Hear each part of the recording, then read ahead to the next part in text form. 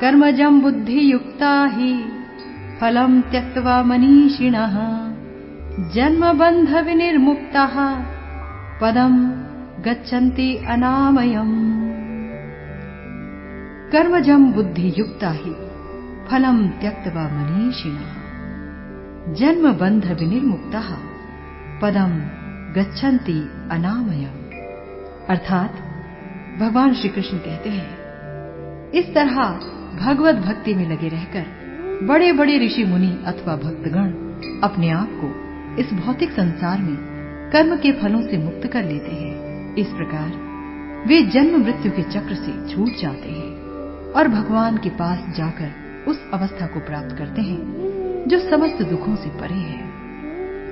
तो ये बहुत ही सुंदर श्लोक भगवान ने बताया है, बहुत ही सुंदर बात कही है भगवान ने कि भगवत भक्ति में लगे रहकर बड़े बड़े ऋषि मुनि और भक्तगण अपने आप को इस भौतिक संसार में कर्म के फलों से मुक्त कर लेते हैं। तो कर्म के फलों से छूट पाना असंभव है, तकरीबन असंभव है। अगर आप ये सोचें कि मैं ज्ञान मार्ग का अनुसरण करूंगा और ज्ञान मार्ग का अनुसरण करते हुए मुझे खूब सारा नॉलेज हो जाएगा, दिव्य ज्ञान हासिल हो जाएगा और उस दिव्य ज्ञान के कारण मुझे मोक्ष मिल जाएगा, तो यहाँ भगवान ने इसके बारे में कुछ नहीं कहा है। भगवान ने यहाँ कहा है कि भगवत भक्ति में अगर आप कर्म करेंगे तो ही आप मोक्ष के अधिकारी हैं, तो ही आपको मोक्ष मिलेगा। या आप सोचें कि जो कर्म आप कर रहे हैं उसे बहुत ही अच्छी तरीके से आप निभाएं और तब आपको मुक्ति मिल जाए,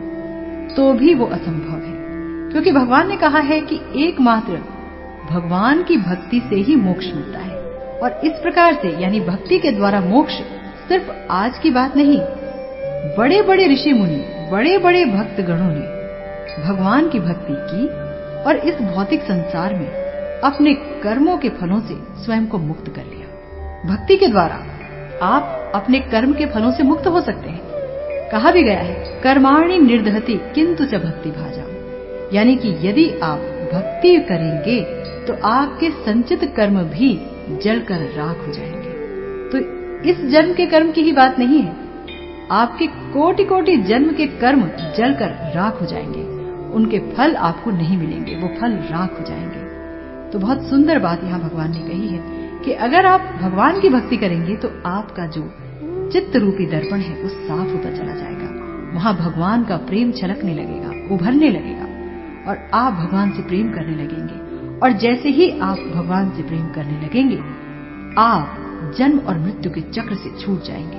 तो यहाँ बहुत सुंदर बात भगवान ने कही है कि जन्म और मृत्यु का चक्र ये एक विशेष सर्कल है।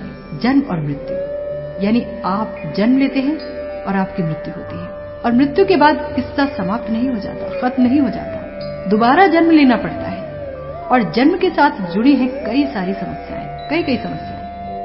आप जन्म लेते हैं, आप जो है बीमारियों का शिकार होते हैं। कई बार छोटे छोटे बच्चे बीमारियों का शिकार हो जाते हैं और ऐसी बीमारियां होती हैं कि उन्हें देखकर उनके माँ बाप लाचार हो जाते हैं, रोते रहते हैं। तो ये जन्म का दुख है, ये जन्म लेने का दुख है, ये अभिशाप है जन्म लेने का। और जन्म लेने के बाद बुढ़ापा भी आता है और अगर कोई व्यक्ति बूढ़ा होता है तो वो समस्त शक्तियों से विहीन हो जाता है, असहाय हो जाता है। वो ऐसे लोगों पर निर्भर हो जाता है जिनकी उसने तमाम उम्र सेवा की है, उन्हीं की चापलूसी करने को मजबूर हो जाता है। सही को सही नहीं कह पाता, गलत को गलत नहीं कह पाता कि जाने कौन उसे धक्का मार के बाहर कर दे। तो ये जन्म लेने का दुख है, शरीर धारण करने का दुख है। और फिर मृत्यु, अपने लोगों की मृत्यु देखना और जो कुछ पूरे जन्म हमने एकत्र किया विभिन्न प्रकार के पाप करके या फिर पुण्य के द्वारा जो कुछ भी हमने एकत्र किया उनसे हाथ धो लेना, क्योंकि मृत्यु एक सेकंड में सब कुछ छीन लेती है, सब कुछ। तो भगवान कहते हैं कि जो अपने कर्म के फलों से मुक्त हो जाते हैं और भगवान की भक्ति करते हैं, यानी भगवान की भक्ति करेंगे तो ही आप इन कर्म फलों से मुक्त हो पाएंगे और तभी आप जन्म और मृत्यु के चक्र से छूट पाएंगे।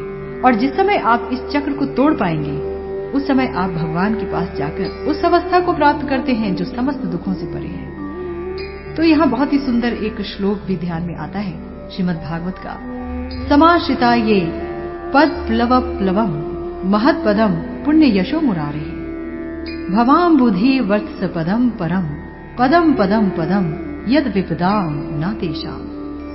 जिसने उन भगवान के चरण कमल रूपी नाव को ग्रहण कर लिया है जो दृश्य जगत के आश्रय हैं और मुकुंद के नाम से विख्यात है, अर्थात मुक्ति के दाता है, उसके लिए ये भवसागर गोखुर में समाये जल के समान है। उसका लक्ष्य परम पदम है, अर्थात वो स्थान जहाँ भौतिक कष्ट नहीं है, या कि वैकुंठ है, वो स्थान नहीं जहाँ पद पद पर संकट हो। तो अपने स्वरूप को जानने का अर्थ है भगवान की अलौकिक स्थिति को भी जान लेना।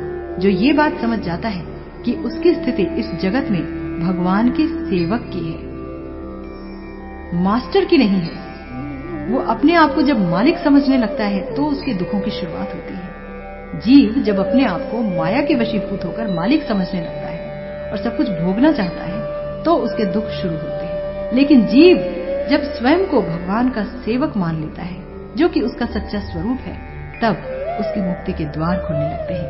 तब भगवान से उसका संबंध पुनर्स्थापित होने लगता है। तो यहाँ उसी बात की संस्तुति भगवान करते हैं और भगवान की सेवा से वैकुंठ लोक की प्राप्ति होती है, भगवान के सामीप्य की प्राप्ति होती है, जहाँ जिसके बारे में भगवान कहते हैं यद गत्वा न निवर्तन्ते तद धामा परमम मम। जहाँ जाकर कोई वापस नहीं आता, ऐसा मेरा परम धाम है।